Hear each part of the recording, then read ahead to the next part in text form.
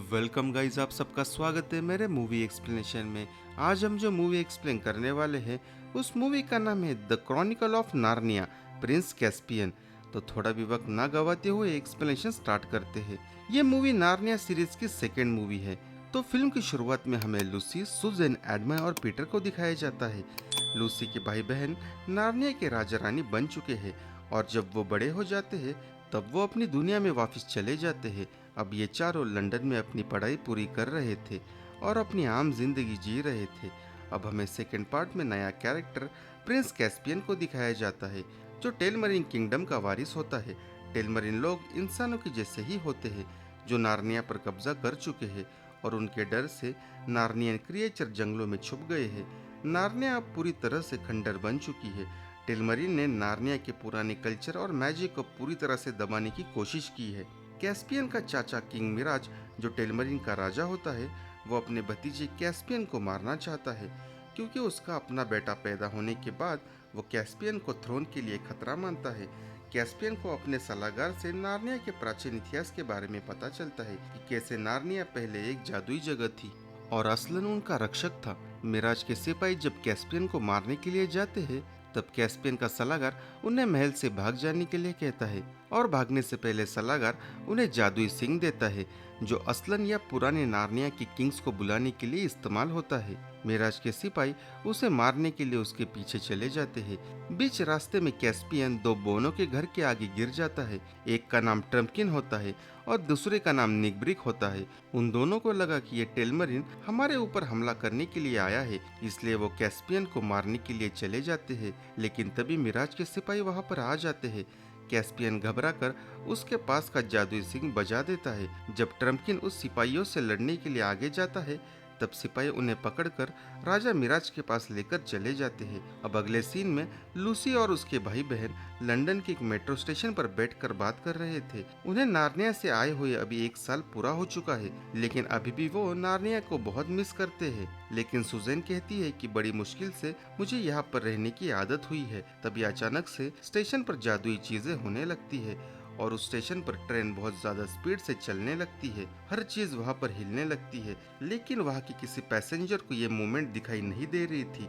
तभी अचानक magical force उन्हें खींचकर नार्निया की दुनिया में लेके चली जाती है। नार्निया में आने की वजह से चारों बहुत खुश थे। वो बीच पर बहुत मजे कर रहे थे, लेकिन तभी वो देखते हैं कि यहाँ की टाइमलाइन कुछ अलग ही चल रही है। यानी कि उनके लिए ये एक साल गुजरा था, लेकिन नार्निया में 1300 साल बीत चुके थे। नार्निया अब अलग ही दुनिया बन चुकी थी। वो सुंदर और मैजिकल जगह जो पहले हुआ करती थी वो अब खंडर और जंगलों में तब्दील हो चुकी थी। उन चारों को समझ नहीं आ रहा था कि वो कहाँ पर है और यहाँ पर क्या हो रहा है, क्योंकि नार्निया में पहले कोई भी खंडर जैसी जगह नहीं थी। जब वो चलते चलते पुराने खंडर में पहुँच जाते हैं तब उन्हें पता चलता है कि ये उनका अपना पुराना महल है। वो उस महल को देखकर समझ जाते हैं कि नार्निया में कुछ तो बड़ी गड़बड़ी हुई है। वही अगले सीन में हमें टेलमरीन का महल दिखाया जाता है। मिराज के सारे सिपाही महल के अंदर आते हैं। तभी मिराज आकर ग्लॉजिल से पूछता है कि क्या तुमने कैस्पियन को मार डाला। तब ग्लॉजिल उसे एक चीज दिखाता है। वो चीज दूसरी और कोई नहीं बल्कि ट्रम्पकिन होता है। मिराज उसे देखकर समझ जाता है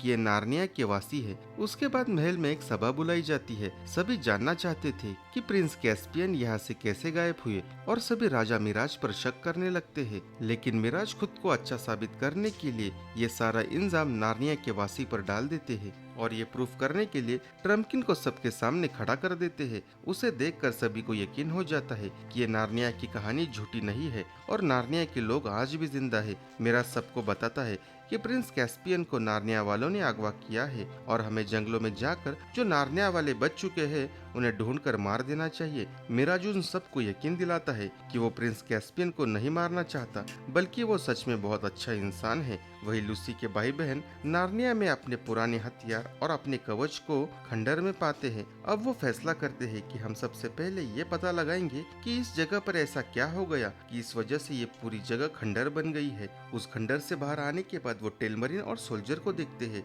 जो ट्रम्पकिन को मारने ही वाले होते हैं। वो ट्रम्पकिन को बचाते हैं। उसके बाद ट्रम्पकिन अपने बारे में और नार्निया की इस हालत के बारे में उन्हें बताता है कि टेलमरीन ने नार्निया पर कब्जा कर लिया है और जो बच चुके थे वो सब लोग छुप छुपकर उनसे लड़ रहे हैं। ट्रम्पकिन समझ जाता है कि ये चारों नार्निया के 1300 साल पहले के राजा रानी है। उसके बाद हमें कैस्पियन को दिखाया जाता है। निक ब्रिक उसे बेहोश करके अपने घर लेके आया था। जब निक ब्रिक और बैजर आपस में बात कर रहे थे तब कैस्पियन छुपके से उनकी बात सुन रहा था। निक ब्रिक कहता है कि ये टेलमरीन है जो हमें मारना चाहता है, हमें उसे मार देना चाहिए। लेकिन बैजर उसे कहता है कि ये तो सिर्फ एक बच्चा है, इस सब में इसका कोई कसूर नहीं। कैस्पियन जब उनको देखता है तब उसे यकीन हो जाता है कि नार्निया वाले अभी भी जिंदा है। बैजर उसे पूछता है कि तुम इस जगह पर क्या कर रहे हो। तब कैस्पियन बताता है कि मैं टेलमरीन का प्रिंस कैस्पियन हूँ और मैं इस जगह अपने ही लोगों से भागता फिर रहा हूँ, क्योंकि मेरे चाचा हमेशा मेरा सिंहासन छीनना चाहते थे और मुझे ऐसा लगता है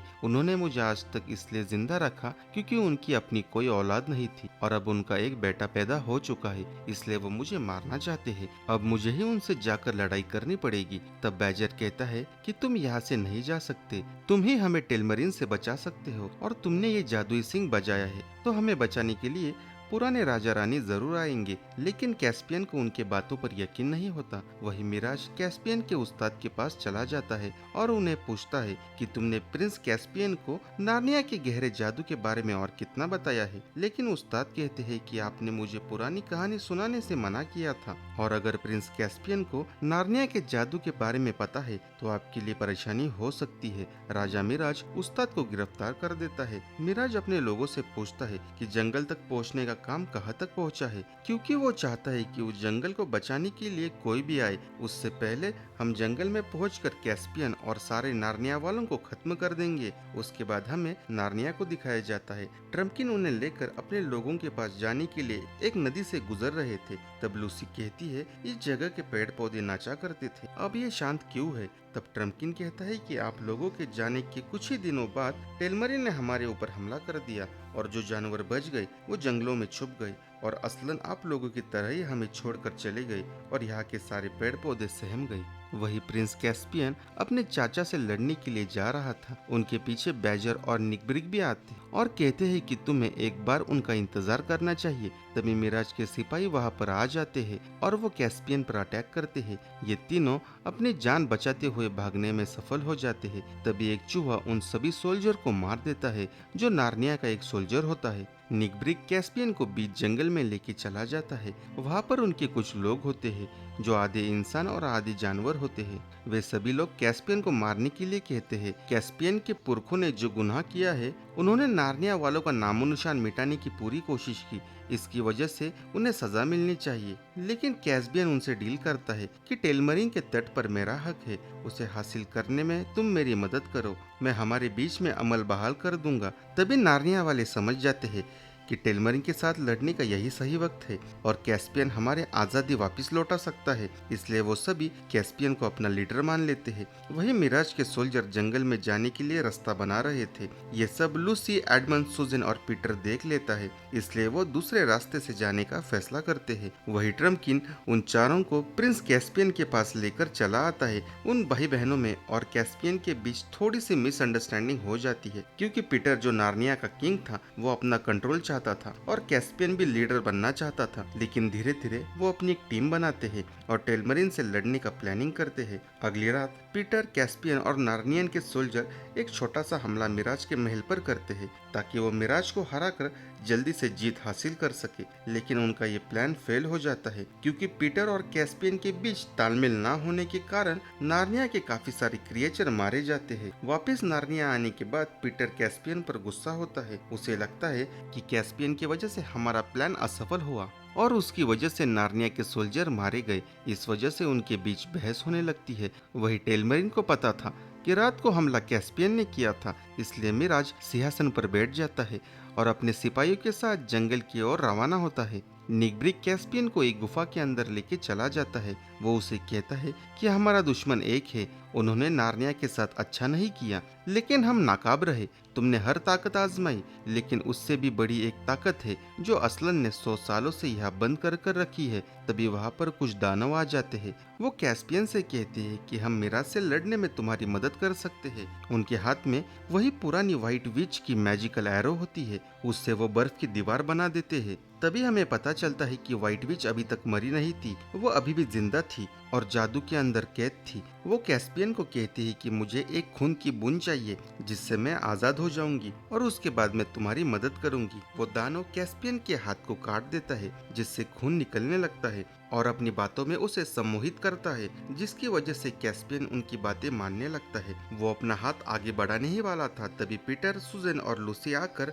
उसे रोक देते हैं और वो सब मिलकर दानव के साथ लड़ने लगते हैं। यहीं पर हमें पता चलता है कि निक ब्रिग जो नार्निया के साथ था, लेकिन वो दरअसल व्हाइट विच के लिए काम करता था, ट्रम्किन निक ब्रिग को मार देता है। वही व्हाइट विच पीटर को भी सम्मोहित करने की कोशिश करती है, लेकिन तभी एडमन आकर उस बर्फ की दीवार को तोड़ देता है। इस वजह से सब कुछ शांत हो जाता है। तभी वो बाहर जाकर देखते हैं टेलमरिन के कई हजार सिपाही जंगल की तरफ पहुंच चुके थे। पीटर लूसी और सुजन को असलन को ढूंढने के लिए भेज देता है, क्योंकि इतनी बड़ी सेना से वो लड़ नहीं सकते। वही पीटर एडमन को एक लेटर देख के राजा मिराज के पास भेज देता है, जिसमें लिखा था कि नार्निया का राजा पीटर चाहता है कि लड़ाई के मैदान में आमने सामने युद्ध हो, क्योंकि हम नहीं चाहते कि मासूम लोगों का यहाँ पे खून बहे और लड़ाई में किसी एक के मौत पर ये लड़ाई रुक जाए और उसका इनाम आत्मसमर्पण होगा। राजा मिराज को मजबूरन हाँ कहना पड़ता है। उसके बाद पीटर और मिराज लड़ाई के मैदान में उतर जाते हैं और उन दोनों के बीच लड़ाई शुरू हो जाती है। वो दोनों काफी शानदार तलवारबाजी करते हैं। वही सुजन और लूसी का पीछा कुछ सिपाही कर रहे थे। तभी सुजन लूसी को अकेले जाने के लिए कहती है और खुद उन सिपाहियों को मारने के लिए रुक जाती है, लेकिन वो अकेले उन्हें संभाल नहीं पा रही थी। सिपाही उसे मारने ही वाले थे। तभी कैस्पियन आकर उसे बचा लेता है। वही पीटर और मिराज लड़ाई के दौरान थक जाते हैं और काफी जख्मी भी हो चुके थे, लेकिन पीटर आखिरकार मिराज को हरा देता है और उसे मारने ही वाला था। लेकिन तभी वो कहता है कि इस पे मेरा हक नहीं बल्कि प्रिंस कैस्पियन का है। वो उसे तलवार दे देता है, लेकिन कैस्पियन भी उसे नहीं मारता। वो उसकी जान बख्श देता है और कहता है कि मैं नार्निया वालों को उनका हक देना चाहता हूँ। टेलमरिन के सिपाही वहाँ से जाने लगते हैं। तभी मिराज का सेनापति मिराज को उठाने के लिए वहाँ पे चला जाता है और एक तीर से मिराज को ही मार देता है और चिल्लाकर सिपाहियों को कहता है कि नार्निया वालों ने हमारे साथ गद्दारी की है। उन्होंने हमारे राजा को मार डाला, जिससे नार्नियन और टेलमरिन के बीच एक बड़े पैमाने पर युद्ध छिड़ जाती है। वही लूसी असलन को ढूंढ लेती है। लूसी असलन को मिलकर बहुत खुश होती है। वो उसे पूछती है कि आप नार्निया वालों को बचाने के लिए क्यों नहीं गए। तब असलन कहता है कि समय की धारा हर बार एक जैसी नहीं बहती। क्या होता है और क्या नहीं होता ये हम नहीं बता सकते, यानी कि हर चीज हमारी मर्जी से नहीं होती। तब लूसी कहती है कि आप हमारी मदद करने के लिए आएंगे। तब असलन अपनी शेर की जोरदार दहाड़ लगाता है और पेड़ पौधे नदियों को जगा देता है और जहाँ पर युद्ध चल रहा था वहाँ पर पूरे जंगल में पेड़ चलने लगते हैं और वो टेलमरिन के सोल्जर पर हमला कर देते हैं। सेनापति सभी सोल्जर को पीछे हटने का आदेश देता है। वो सारे सोल्जर ब्रिज की तरफ जाते हैं, लेकिन तभी ब्रिज की दूसरी तरफ से लूसी और असलन उन्हें आकर रोक लेते हैं। तभी असलन नदी देवता को बुला लेता है। वो आकर पूरे के पूरे ब्रिज को ही उड़ा के लेके चले जाते हैं और सेनापति को अपने अंदर समा लेते हैं और युद्ध वहीं पर रुक जाता है। सारे सोल्जर अपने हथियार नीचे फेंक देते हैं। उसके बाद असलन सभी लोगों से मिलता है और नार्निया में वापस चले जाते हैं। असलन कैस्पियन को नार्निया का राजा बना देता है और नार्निया और टेलमरिन राज्य के बीच शांति बहाल करता है। उसके बाद कैस्पियन से भी टेलमरिन को कहता है कि नार्निया पर सिर्फ नार्निया वालों का हक है।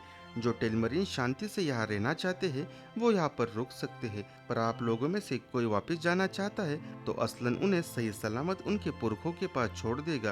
तब टेलमरिन के कुछ लोग कहते हैं कि हमने टेलमरिन छोड़े हुए पीढ़ियां गुजर चुकी है। तब असलन कहता है कि मैं टेलमरिन में जाने की बात नहीं कर रहा हूँ और आपके पुरखे समंदर में घूमने वाले डाकू थे, लेकिन एक दिन वो एक द्वीप पर आकर फंस जाते हैं। उन्हें वहाँ पर एक गुफा मिलती है और उस गुफा से गुजर कर वो नार्निया में पहुँच जाते हैं और आप में से जो भी अपनी नई जिंदगी शुरू करना चाहता है वो अपने पुरखों की उस दुनिया में लौट सकते हैं। तभी एक मैजिकल पोर्टल खुलता है। कुछ टेलमरिन अपने पुरखों की जमीन पर वापस चले जाते हैं। पीटर, लूसी, एडमन और सुजन भी अपनी दुनिया में वापस जाने लगते हैं। असलन जाने से पहले उन्हें बताता है कि पीटर और सुजन अब नार्निया में वापस नहीं आ सकते क्योंकि वो अब बड़े हो चुके हैं, लेकिन लूसी और एडमन शायद वापस आ सकते हैं। लूसी नार्निया से जाना नहीं चाहती थी, लेकिन उन सबको अपनी जिंदगी में वापस जाना था। सुजन भी कैस्पियन से प्यार करने लगी थी। आखिरकार वो चारों सबसे अलविदा कहकर अपने मैजिकल पोर्टल से लंदन में अपनी नॉर्मल लाइफ में वापस चले जाते हैं। आपको ये मूवी कैसी लगी